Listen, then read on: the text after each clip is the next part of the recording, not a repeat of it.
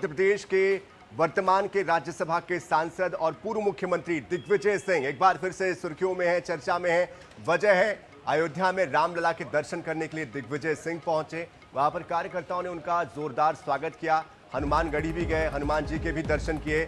लेकिन फिर वही सवाल खड़ा हो रहा है दिग्विजय सिंह के आस्था को लेकर कि एक तरफ वो राम के अस्तित्व को नकारते हैं और दूसरी तरफ वो जाके दर्शन करते हैं। तो अब बीजेपी उनको कटघरे में खड़ा कर रही है और उनकी इस भक्ति को लेकर, आस्था को लेकर सवाल खड़े कर रही है। तो दर्शन करने के बाद दिग्विजय सिंह ने कहा है कि राम मंदिर आकर काफी अच्छा लग रहा है। सोनिया गांधी जल्द स्वस्थ हो जाए, हमारा नेतृत्व करते रहे। कांग्रेस में हर व्यक्ति अपनी आस्था के अनुसार धर्म का पालन करता है। हम धर्म का दुरुपयोग ना तो व्यवसाय के लिए करते हैं, ना ही राजनीति के लिए करते हैं। जब प्रभु का बुलावा आता है तो हर व्यक्ति आ ही जाता है।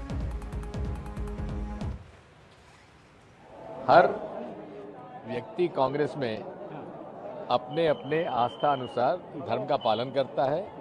हम धर्म का दुरुपयोग ना तो व्यवसाय के लिए करते हैं, ना राजनीति के लिए करते हैं। हमारी आस्था जो भी जिस धर्म का व्यक्ति क्यों ना हो, चाहे हिंदू हो, चाहे मुसलमान हो, चाहे सिख हो, चाहे ईसाई हो, चाहे पारसी हो, हर व्यक्ति अपने धर्म का आस्था अनुसार पालन करता है, लेकिन उसका राजनीतिक दुरुपयोग नहीं करना चाहिए। धर्म का दुरुपयोग व्यवसाय के लिए नहीं करना चाहिए।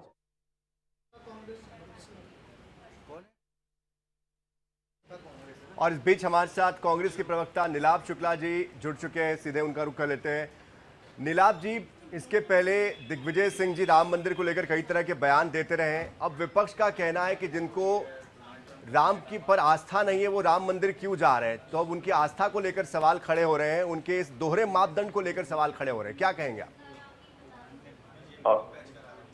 देखिए, दिग्विजय सिंह जी एक धार्मिक व्यक्ति हैं जिन्होंने नर्मदा परिक्रमा करी है। राघव जी का मंदिर उनके किले में है। तो दूसरी बात, एक हिंदू व्यक्ति है, राम के प्रति उनकी आस्था है। अगर राम मंदिर दर्शन करने जा रहे हैं तो भारतीय जनता पार्टी के पेट में दर्द क्यों है, बड़ा सवाल खड़ा होता है। तो भारतीय जनता पार्टी होती कौन है किसी को निमंत्रण देने वाली कि मंदिर जाए? भाई, ये तो सबका आस्था का विषय। किसको कब जाना, किस समय जाना, किस समय पूजा करना, किस समय प्रार्थना करना, किस समय मंदिर दर्शन करने जाना, ये आदमी का व्यक्तिगत निर्णय है। इसमें भारतीय जनता पार्टी क्या करेगी? इन्हें राम के नाम पर राजनीति करना है, राजनीति रोटियां सेकना है। नीलाभ जी, लेकिन एक बयान मुझे भी याद आता है। नीलाभ जी, बीच में रोक रहा हूँ, माफी चाहूंगा उसके लिए। लेकिन दिग्विजय सिंह ये कहते हैं कि भाई जो बाबरी मस्जिद है उसको ढाया गया है, ना कि मंदिर के लिए कोशिश की गई है। यानी कि इंटेंशन जो था वो ये था कि बाबरी मस्जिद को ढाया जाए, ना कि राम मंदिर को बनाया जाए। तो बीजेपी को लेकर इस तरह की बातें उन्होंने कही थी। ये भी कहीं ना कहीं उनके आस्था को लेकर सवाल खड़े करता है। देखिए, उनके बयानों कई बार तोड़ मोड़ के भारतीय जनता पार्टी के नेता पेश करते हैं। आस्था वाले सवाल खड़ा ही नहीं होता।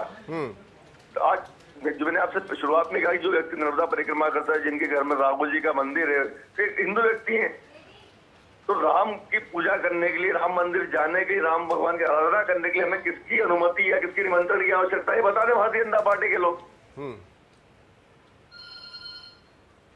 तो आपको लगता है कि राम के नाम पर राजनीति हो रही है? निश्चित रूप से भारतीय जनता पार्टी राम के नाम पर राजनीतिक रोटियां सेकती है, जबकि राम आस्था के प्रतीक है, धर्म के प्रतीक है, मर्यादा के प्रतीक है। लेकिन भारतीय जनता पार्टी को उनके आचरण को अपने अंदर नहीं लाती, इस पर सिर्फ राजनीति करती है। लेकिन एक सवाल आपके ही वकील ने उठाया था, आपको याद होगा कि राम का अस्तित्व जो है उसको लेकर सवाल खड़े हुए थे। साथ ही जो राम का पथ बना था उसको लेकर सवाल खड़े हुए थे। कई ऐसी खबरें, कई ऐसी बातें आपकी पार्टी से ही निकलकर सामने आती है और उस दौरान दिग्विजय सिंह के बयान बारंबार आते हैं। इसलिए बार बार विपक्ष भी जो है वो सवाल पूछता है। देखिए, बयानों मेरे ख्याल से विपक्ष के पास अब कुछ मुद्दे खत्म हो चुके हैं। विपक्ष को ये नहीं दिख रहा है पूरा देश गैस की लाइन में लगा है, विपक्ष को ये नहीं पूरा देश पेट्रोल की लाइन में लगा है, हाहाकार मचा हुआ है। लेकिन विपक्ष के पास एक ही काम है, दिग्विजय सिंह की यात्रा पर नजर रखना, जिसको कहते हैं मुख्य मुद्दों ध्यान रखने की कवायद। चलिए, इस बीच हमारे साथ डॉक्टर वानी अहलुवालिया जी जुड़ चुकी है, भारतीय जनता पार्टी की प्रवक्ता है। वानी जी, अगर दिग्विजय सिंह अयोध्या चले जाते हैं तो फिर बीजेपी को दिक्कत क्या है? किसी को आस्था के लिए सर्टिफिकेट की जरूरत है क्या? मैं नमस्कार करते हुए बिल्कुल सहमत हूँ कि आस्था के लिए किसी को सर्टिफिकेशन की जरूरत नहीं है। परंतु ये अवसरवाद आस्था है। कहाँ थे दिग्विजय सिंह पिछले 2 वर्षों से? तब तो बिल्कुल रामलला को बॉयकॉट किया था, लेकिन अब शायद रामलला के दरबार में इनको सिफारिश लगानी है कि इनको राज्यसभा की टिकट मिल जाए, कोई बड़ा ओहदा मिल जाए। यही तो अवसरवाद वाली राजनीति है, और इसी के जो मुख्य अध्याय लिखते हैं वही तो उसके करता है दिग्विजय सिंह। ये पोस्टर बॉय है, और अवसर ढूंढने, अवसर प्राप्त करने की ये तो पुरानी इनकी आदत है।